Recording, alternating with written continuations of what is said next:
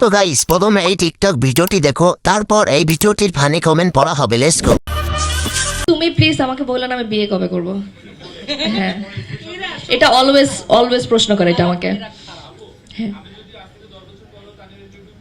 বলবে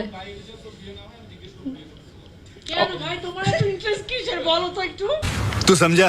हाँ नहीं तू समझा नहीं। तो चलिए शुरू करते हैं। সাইডে খেতে পেলে বিয়ে করে কি হবে, খাবার তো ঠিকই পেয়ে যাচ্ছে। ওনারা আসলে বিয়ে ছাড়াই কলা খায় প্রতিনিয়ত। তোদের বিয়া লাগে না, বিয়ের আগেই সবকিছু করে কাম সারা। अच्छा বিয়ে কি হবে, সবই তো সাগর।